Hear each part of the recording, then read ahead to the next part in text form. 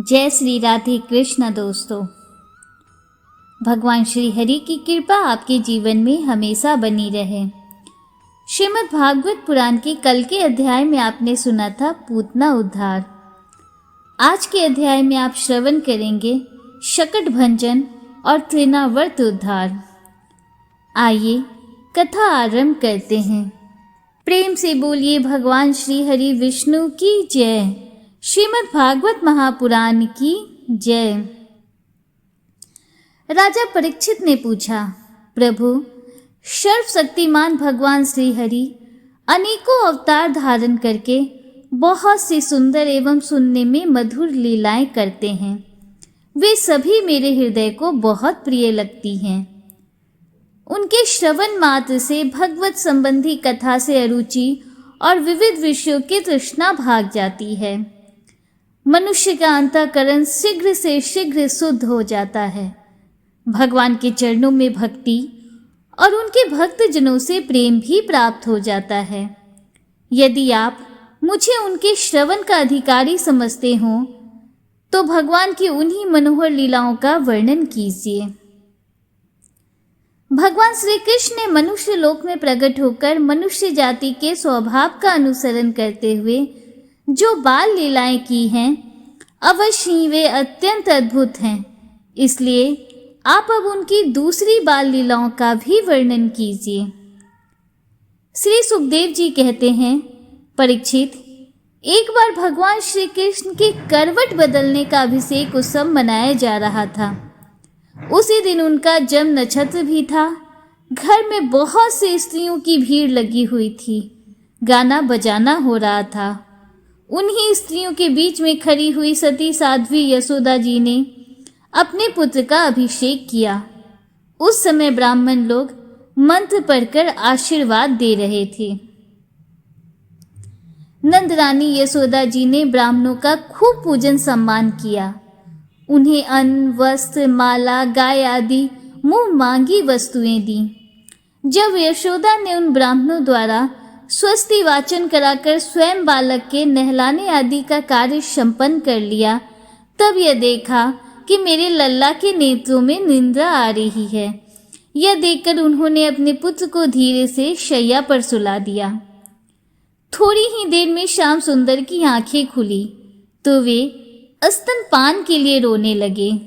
उस समय मनुष्यनी यशोदा जी उस सब में आए हुए ब्रजवासियों के स्वागत सत्कार में बहुत ही तन्मय हो रही थीं। इसलिए उन्हें श्री कृष्ण का रोना सुनाई नहीं पड़ा। तब श्री कृष्ण रोते रोते अपने पांव उछालने लगे। शिशु श्री कृष्ण एक छकड़े के नीचे सोए हुए थे। उनके पांव अभी लाल लाल कोपलों के समान बड़े ही कोमल और नन्हे नन्हे थे, परंतु वह नन्हा सा पांव लगते ही विशाल छकड़ा उलट गया। उस छकड़े पर दूध, दही आदि अनेक रसों से भरी हुई मटकियां और दूसरे बर्तन रखे हुए थे। वे सब के सब फूट फाट गए और छकड़े के पहिए तथा धुरे अस्त व्यस्त हो गए। उसका जुआ फट गया। करवट बदलने के उस समय जितनी भी स्त्रियां आई हुई थीं, वे सब और यशोदा, रोहिणी, नंद बाबा और गोपगण इस विचित्र घटना को देखकर व्याकुल हो गए। वे आपस में कहने लगे, अरे यह क्या हो गया? यह छकड़ा अपने आप कैसे उलट गया? वे इसका कोई कारण निश्चित न कर सके। वहां खेलते हुए बालकों ने गोपों और गोपियों से कहा कि इस कृष्ण ने ही तो रोते रोते अपने पांव की ठोकर से इसे उलट दिया है, इसमें कोई संदेह नहीं। परंतु गोपों ने उस बालकों की बात ना मानकर उस पर विश्वास नहीं किया। ठीक ही है, वे गोप उस बालक के अनंत बल को नहीं जानते थे। यशोदा जी ने समझा कि यह किसी ग्रह आदि का उत्पात है। उन्होंने अपने रोते हुए लाडले लाल को गोद में लेकर ब्राह्मणों से वेद मंत्रों के द्वारा शांति पाठ कराया और फिर वे उसे स्तनपान कराने लगी। बलवान गोपों ने छकड़ों को फिर सीधा कर दिया। उस पर पहले की तरह सारी सामग्री रख दी गई। ब्राह्मणों ने हवन किया और दही, अक्षत, कुश तथा जल के द्वारा भगवान और उस छकड़े की पूजा की। जो किसी के गुणों में दोष नहीं निकालते, झूठ नहीं बोलते, दम, ईर्ष्या और हिंसा नहीं करते तथा अभिमान से रहित हैं, उन सत्यशील ब्राह्मणों का आशीर्वाद कभी विफल नहीं होता। यह सोचकर नंद बाबा ने बालक को गोद में उठा लिया और ब्राह्मणों से शाम, ऋग और यजुर्वेद के मंत्रों द्वारा संस्कृत एवं पवित्र औषधियों से युक्त जल से अभिषेक कराया। उन्होंने बड़ी एकाग्रता से हवन कराकर ब्राह्मणों को अति उत्तम अन्न का भोजन कराया। इसके बाद नंद बाबा ने अपने पुत्र की उन्नति और अभिवृद्धि की कामना से ब्राह्मणों को सर्वगुण संपन्न बहुत सी गौएं दी। वे गौएं वस्त्र, पुष्पमाला और सोने के हारों से सजी हुई थी। ब्राह्मणों ने उन्हें आशीर्वाद दिया। यह बात स्पष्ट है कि जो वेद वेत्ता और सदाचारी ब्राह्मण होते हैं, उनका आशीर्वाद कभी निष्फल नहीं होता। एक दिन की बात है, सती यशोदा जी अपने प्यारे लल्ला को गोद में लेकर दुलार रही थीं। सहसा श्री कृष्ण चट्टान के समान भारी बन गए। वे उनका भार न सह सकी। उन्होंने भार से पीड़ित होकर श्री कृष्ण को पृथ्वी पर बिठा दिया। इस नई घटना से वे अत्यंत चकित हो रही थी। इसके बाद उन्होंने भगवान पुरुषोत्तम का स्मरण किया और अपने घर के कामों में लग गईं। तृणावर्त नाम का एक दैत्य था। वह कंस का निजी सेवक था। कंस की प्रेरणा से ही बवंडर के रूप में वह गोकुल में आया और बैठे हुए बालक श्री कृष्ण को उड़ाकर आकाश में ले गया।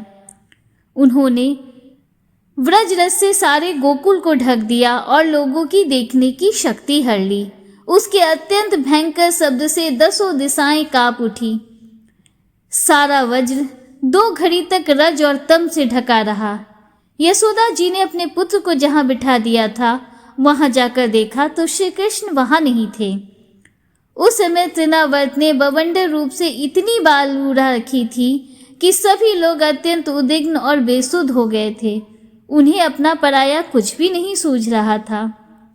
उस जोर की आंधी और धूल की वर्षा में अपने पुत्र का पता ना पाकर यशोदा जी को बड़ा शोक हुआ। वे अपने पुत्र को याद करके बहुत ही दीन हो गईं और बछड़े के मर जाने पर गाय की जो दशा हो जाती है, वही दशा उनकी हो गई। वे पृथ्वी पर गिर पड़ी। बवंडर के शांत होने पर जब धूल की वर्षा का वेग कम हो गया, तब यशोदा जी के रोने का शब्द सुनकर दूसरी गोपियां वहां दौड़ आईं। नंद नंदन श्याम सुंदर श्री कृष्ण को न देखकर उनके हृदय में भी बड़ा संताप हुआ। आंखों से आंसू की धारा बहने लगी। वे फूट फूट कर रोने लगी। इधर तृणावर्त बवंडर रूप से जब भगवान श्री कृष्ण को आकाश में उठा ले गया, तब उनके भारी बोझ को न संभाल सकने के कारण उसका वेग शांत हो गया। वह अधिक चल न सका। तृणावर्त अपने से भी भारी होने के कारण श्री कृष्ण को नीलगिरी की चट्टान समझने लगा। उन्होंने उसका गला ऐसा पकड़ा कि वह उस अद्भुत शिशु को अपने से अलग नहीं कर सका। भगवान ने इतनी जोर से उसका गला पकड़ रखा था कि वह असुर निश्चेत हो गया। उसकी आंखें बाहर निकल आईं, बोलती बंद हो गईं, प्राण पखेरु उड़ गए और बालक श्री कृष्ण के साथ वह व्रज में गिर पड़ा। वहां जो स्त्रियां इकट्ठी होकर रो रही थीं, उन्होंने देखा कि वह विकराल दैत्य आकाश से एक चट्टान पर गिर पड़ा और उसका एक एक अंग चकनाचूर हो गया। ठीक वैसे ही जैसे भगवान शंकर के बाणों से आहत हो त्रिपुरासुर गिरकर चूर चूर हो गया था। भगवान श्री कृष्ण उसके वक्ष स्थल पर लटक रहे थे। यह देखकर गोपियां विस्मित हो गईं। उन्होंने झटपट वहां जाकर श्री कृष्ण को गोद में ले लिया और लाकर उन्हें माता को दे दिया। बालक मृत्यु के मुख से सकुशल लौट आया। यद्यपि उसे राक्षस आकाश में उठा ले गया था, फिर भी वह बच गया। इस प्रकार बालक श्री कृष्ण को फिर पाकर यशोदा आदि गोपियों तथा नंद आदि गोपों को अत्यंत आनंद हुआ। वे कहने लगे, अहो, यह तो बड़े आश्चर्य की बात है।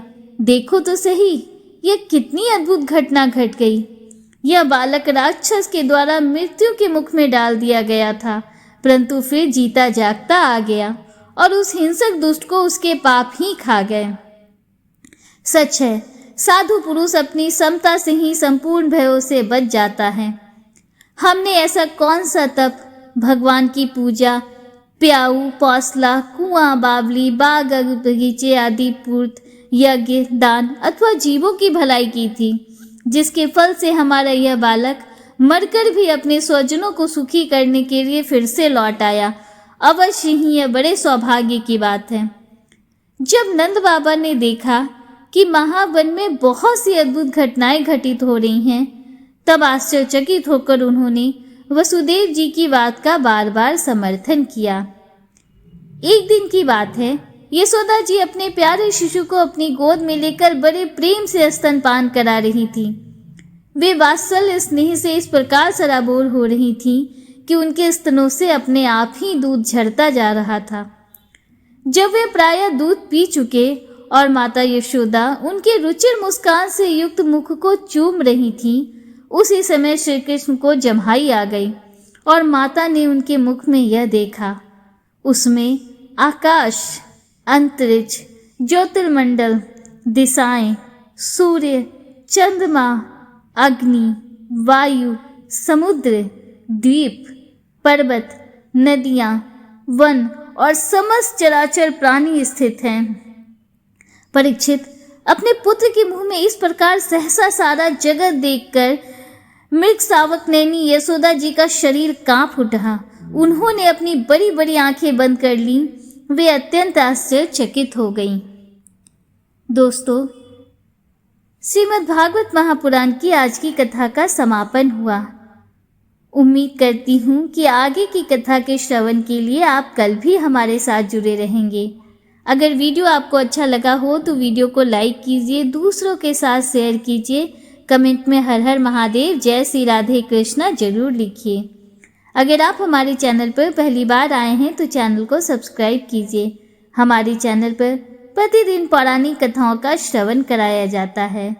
बेल आइकन जरूर प्रेस कीजिए, जिससे आगे भी आपको ऐसी ही रोचक जानकारियाँ मिलती रहें। मिलते हैं आपसे अगले वीडियो में, तब तक के लिए हर हर महादेव, जय श्री राधे कृष्णा, राधे राधे।